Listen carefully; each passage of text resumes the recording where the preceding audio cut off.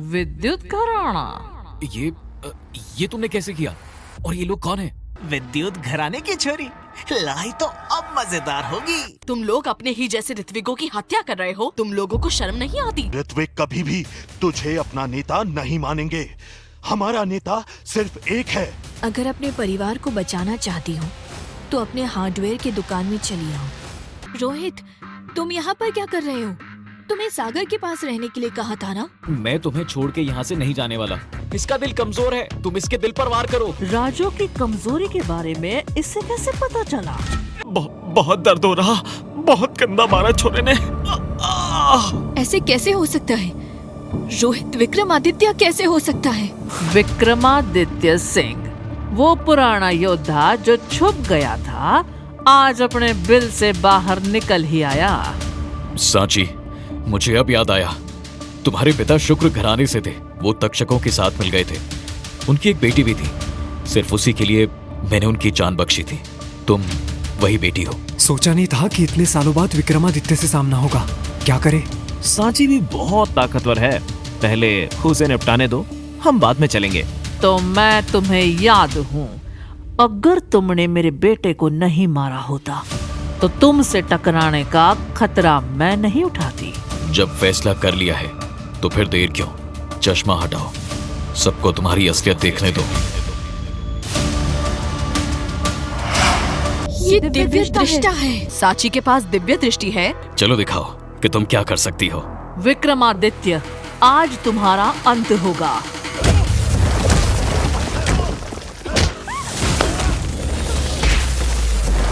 विक्रमादित्य, मैं दिव्य दृष्टा हूँ।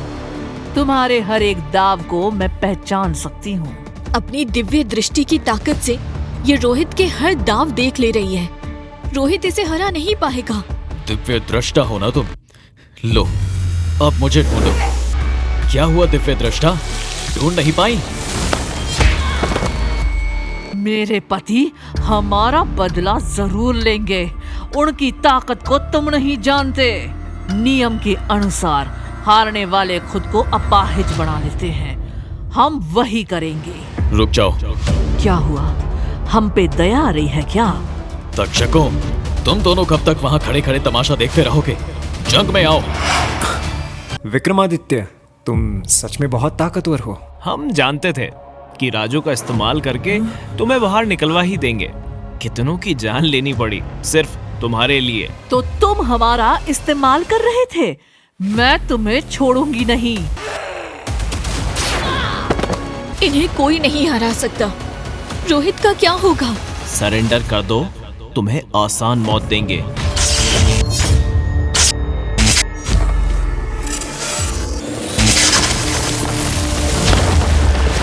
आज तुम देखोगे कि मैंने रिटायरमेंट क्यों ली थी।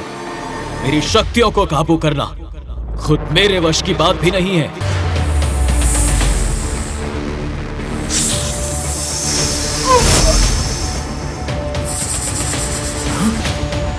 अच्छा हुआ विक्रमादित्य ने हमें जिंदा छोड़ दिया, नहीं तो हम पक्का आज मारे जाते। मेरी जान बख्श दो। मैं अपनी जान के बदले तुम्हें तक्षकों का एक बड़ा राज बताऊंगा। कौन सा राज? ऋत्विजों की गुप्त बैठक विद्युत द्वार में हो रही है। हमारे कुछ लोग वहां पर मुखिया धर्मवीर को मारने पहुंचे हैं। पापा, अब मुझे बख्श दो प्लीज। वो लोग मेरे पापा को मारने के लिए विद्युत द्वार पहुंच चुके हैं। हमें भी निकलना होगा। मेरे रहते वो ऐसा कुछ भी नहीं कर पाएंगे। हो सके तो मुझे माफ कर दो। मैंने तुमसे बहुत गंदी तरीके से बर्ताव किया। इसकी जरूरत नहीं है। मैंने आज वो शक्ति हासिल कर ली जिसके सामने देवता भी नहीं टिक सकते। मेरे दुश्मनों, तैयार हो जाओ अपनी बर्बादी के लिए। अनर्थ हो गया। छोटे मालिक ने योद्धा विक्रमादित्य को चुनौती दी थी और हार गए। मालकिन और छोटे मालिक दोनों उनके बंदी हैं। इतनी हिम्मत! मैं दुनिया को जलाकर राख कर दूंगा। ऋत्विगुण, तक्षकों का आतंक बढ़ते ही जा रहा है। वो शहर, गांव, पहाड़ियों, जंगलों में छुपे हुए हमारे ऋत्विंग योद्धाओं को चुन चुन कर मार रहे हैं, लेकिन हम दिखा देंगे कि ऋत्विंग झुकने वाले नहीं है। हम लड़ेंगे, हम लड़ेंगे, हम लड़ेंगे, हम लड़ेंगे। महागुरु को हराकर मेरे बेटे राघव ने ये दिखा दिया है कि वही तक्षकों का विनाश करेगा, वही होगा हमारा रक्षक। ये लोग हमें हराने का सपना देख रहे हैं। कहो तो अभी इसे मसल दूं। नहीं, अभी नहीं। जब तक विक्रमादित्य यहाँ नहीं आ जाता हम छुपे रहेंगे। छोटी मालकिन, सोनिया यहाँ पर आ रही है। उनके साथ उनका पति और बच्चा भी है। सोनिया, जब तुमने अपनी मर्जी से इस लड़के से शादी की तभी से हमारा रिश्ता खत्म हो गया था। तब तुम यहाँ कर क्या रही हो और इन दोनों साधारण मनुष्य को हमारे गुप्त स्थान पर क्यों ले आई? मुझे आना ही पड़ा। आपकी जान को खतरा है। तक्षक यहाँ हमला करने वाले हैं। बहन, मेरे रहते पिताजी पर कोई खतरा नहीं आ सकता। मैं ऋत्विगोन का रक्षक हूँ। तुम यहाँ से चली जाओ। तुम बहुत बहादुर लगते हो, पर तुम तक्षकों को नहीं हरा सकते। उन्हें मैं देख लूंगा। वाह भाई वाह, ये हराएंगे तक्षकों को। तुम उन्हें जानते भी हो? अगर वो एक फूंक मारेंगे तो तुम उड़कर आसमान में चले जाओगे। मैं सब कुछ खाक कर दूंगा। मुझे धोखा देने वालों ऋत्विकों, मैं तुम्हारा अंत हूँ।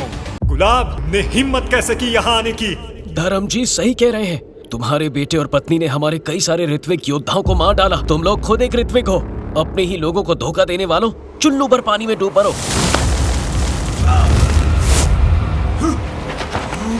बेवकूफ, तुझे इसकी सजा मिलेगी।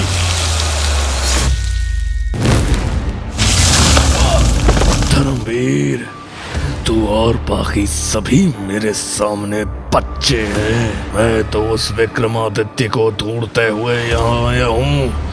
कहाँ है वो? मुझे लगता है तुझे उनके दर्शन होंगे, बेवकूफ। तो फिर सारे मरने के लिए तैयार हो जाओ। तुम मुझे ढूंढ रहे हो? तुम जैसा चूहा विक्रमादित्य नहीं हो सकता। अरे तुम तो ऋत्विक भी नहीं लगते। क्यों अपनी जान गंवाना चाहते हो? तुम्हारा बेटा काफी ताकतवर था। अगर वो सही रास्ते पर चलता तो मैं खुद उसे ऋत्विकों का मुखिया घोषित कर देता। ये तो आग्नेय प्रहार था। इसे सिर्फ विक्रमादित्य ही चला सकता था। ये सच में हमारा पुराना रक्षक विक्रमादित्य है। अच्छी बात है, तुम सामने आ गए। यहाँ से जा नहीं पाओगे। मैं तुम्हारा दुश्मन नहीं हूँ गुलाब। तुम्हारे बेटे और बीवी को मैंने नहीं बल्कि तक्षकों ने मारा है। मैं जानता भी नहीं हूँ वो अभी कहाँ है। झूठ। अगर गुलाब अपनी पूरी ताकत से अटैक करे तो कोई भी उसे हरा नहीं सकता।